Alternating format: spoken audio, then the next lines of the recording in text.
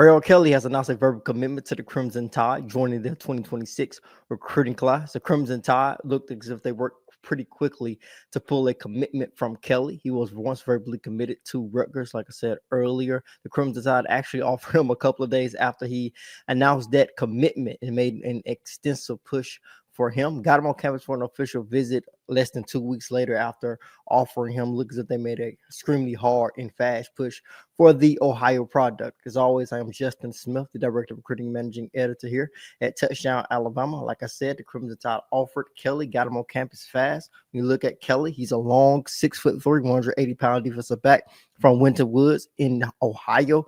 And in terms of that program, there's a program that has fed the Crimson Tide well here.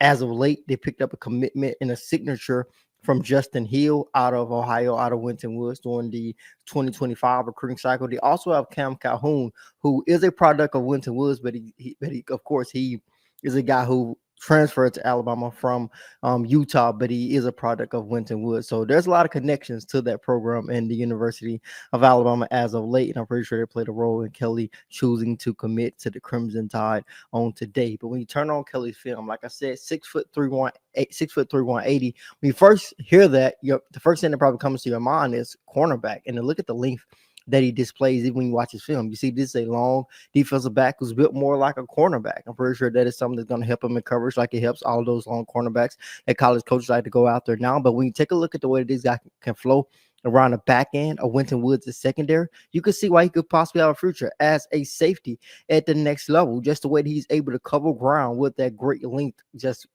basically patrolling around the back end of Winter Woods' high school's defense. Another thing that really stands out to me about Kelly is the ability to flow to the football with great closing speed. If you're able to do that from the safety position, you're going to stand out for multiple different reasons because you can make plays all over the field. That is something that really stood out to me about Red Morgan's film, a guy who's going to his second year with the Crimson Tide this upcoming season. That really stood out to me about his film. But Kelly flashes some of that as well. I think one of these plays, this play right here, look how much ground he has to make up to get to that play and make a tackle close to the line of scrimmage. I think he's gonna come on a blitz on this particular play, which you all know safety blitz at times, specifically in Kane Wommack's defense. You all guys, defense back in general. So guys like Malachi Moore, Devontae Smith, blitz quite a bit during that 2020 for football season. So the Crimson Tide picking up a commitment from Kelly is big and in multiple facets because of the different things that he brings to the table. I think he's going to bring a lot of versatility on that back end because, like I said, with that length,